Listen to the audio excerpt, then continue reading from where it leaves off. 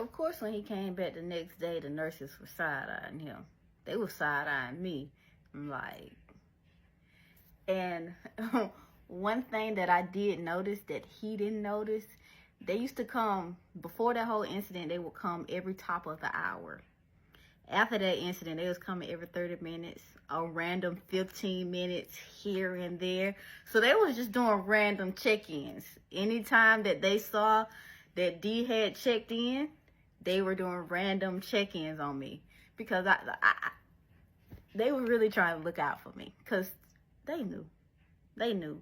But because I didn't admit to it, I mean, what could they do, really?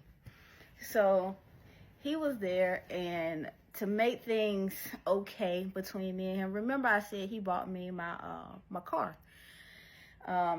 He gave me the app. The car had a tracking device on it, provided by Drive Time. And they have an app. And he gave me the app to put on my phone so I can track the car's location. Who's driving the car while I'm in the hospital? So he gave me that login information so that I can track the car, track the car, whatever not.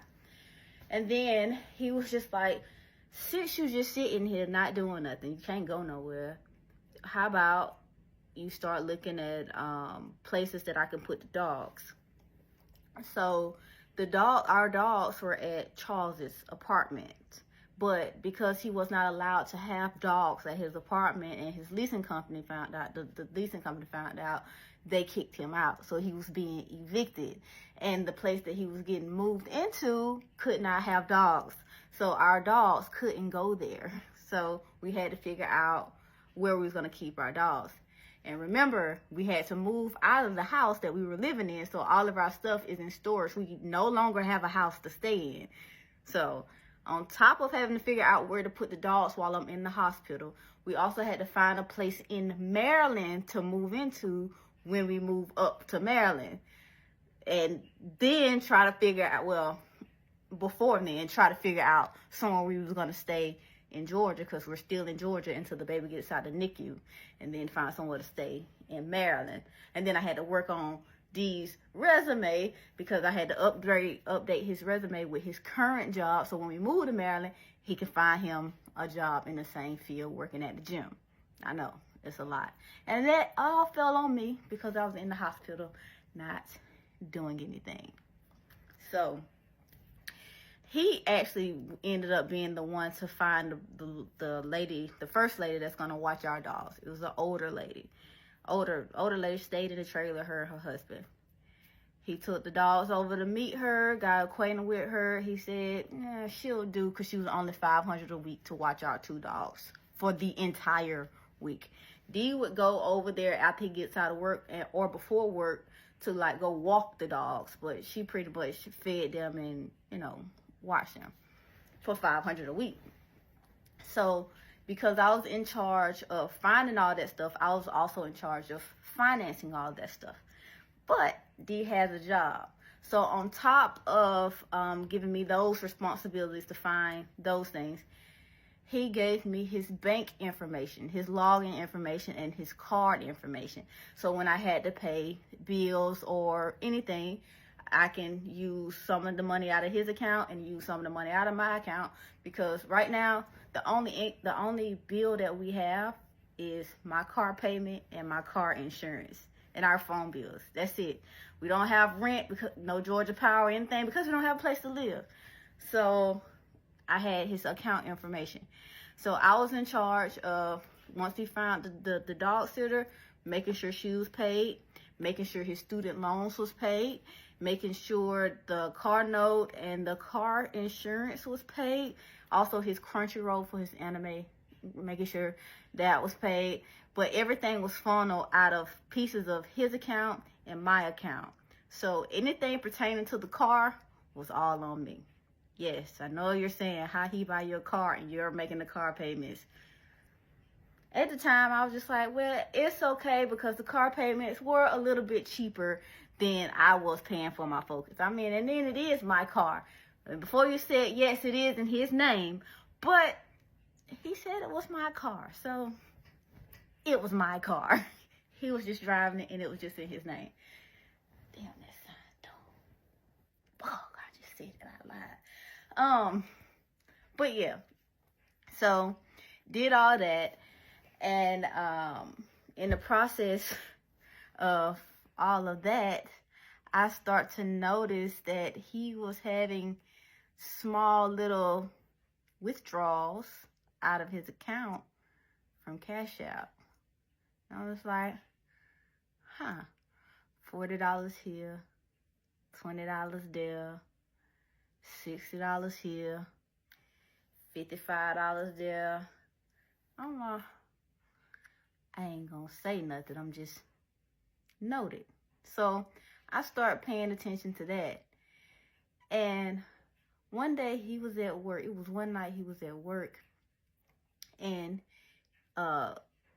charge on from his debit card from Cash App, withdrawal to Cash App, $45 popped up on his statement. And I'm like, what the fuck? So I'm like, I got the car location. Okay. So I opened the car app, the tracker app. The car was at the job. I'm like, all right. I'm like, I wonder what that could have been about. So I call him, and I was just like, hey, what you doing? He answered. He was just like, oh, I'm not doing that. I'm about to get ready to work out. And I was just like, oh, okay. What time are you going to be back at the hospital? He was like, I don't know yet. When I finish this session, I'm going to be back. I was like, okay, well, enjoy your workout. Okay, hung up the phone.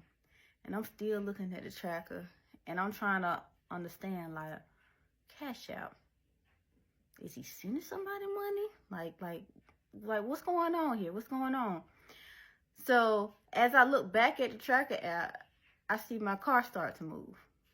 And I'm like, where the fuck is he going? He said he's about to work out. He worked at the gym, so he's working out at the gym. Like, where the fuck is my car going?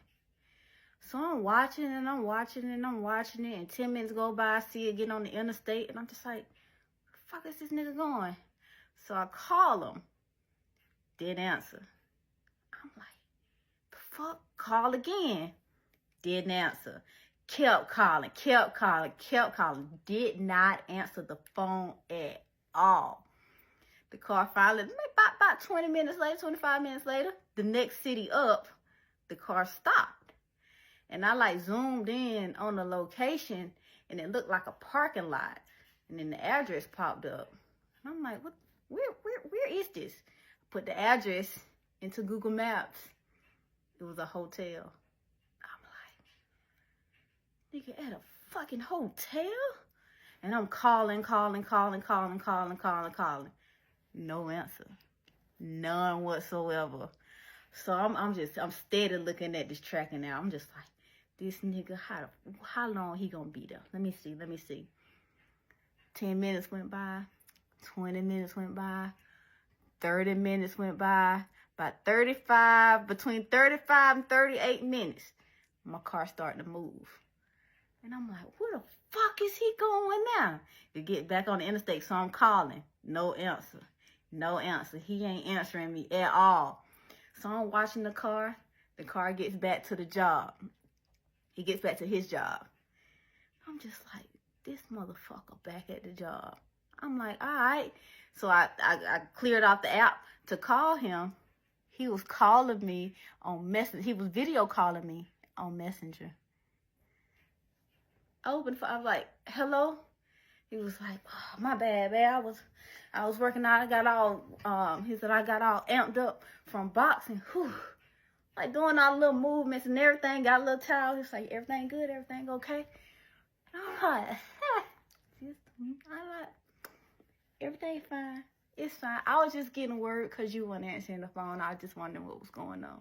He's like, oh, no, I'm about to get my stuff together now, and I'm about to be headed that way too. You want me to pick you up something to eat? And I'm like, I'm okay. I'm just eat my snacks out of my snack drawer. I'm good. He's like, all right, I'll see you soon, baby. Love you. And I'm like, love you too. And he hung up the phone. And I'm like, Key, how you want to play this? Like, how do we want to play this?